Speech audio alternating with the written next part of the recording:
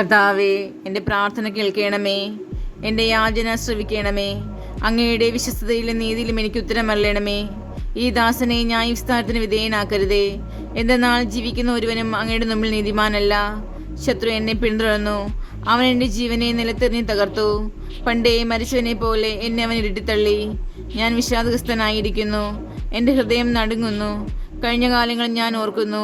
അവിടെ ചെയ്ത എല്ലാ കാര്യങ്ങളെപ്പറ്റിയും ഞാൻ ധ്യാനിക്കുന്നു. അവിടുത്തെ ശക്തമായ പ്രവൃത്തികളെക്കുറിച്ച് ഞാൻ ചിന്തിക്കുന്നു. ഞാൻ അങ്ങയുടെ നേർക്ക് കരങ്ങൾ വിരിക്കുന്നു.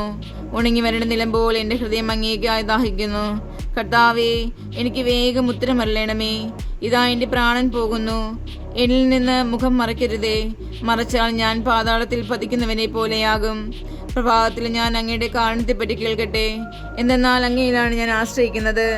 ഞാൻ നടക്കേണ്ട വഴി എന്നെ പഠിപ്പിക്കണമേ. എന്തെന്നാൽ എൻ്റെ ആത്മാവിനെ അങ്ങയുടെ സന്നിധിയിലേക്കാണ് ഞാൻ ഉയർത്തുന്നത്.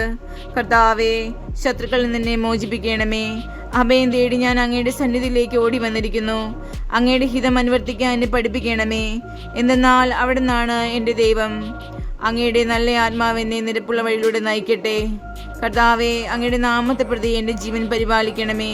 അങ്ങയുടെ നീതിയാൽ എന്നെ ദുരിതത്തിൽ നിന്ന് മോചിപ്പിക്കണമേ. കാരുണ്യവാനായ അങ്ങ് എൻ്റെ ശത്രുക്കളെ വിച്ഛേദിക്കണമേ. എൻ്റെ വൈരികളെ നശിപ്പിക്കണമേ. എന്തെന്നാൽ ഞാൻ അങ്ങയുടെ ദാസനാണ്.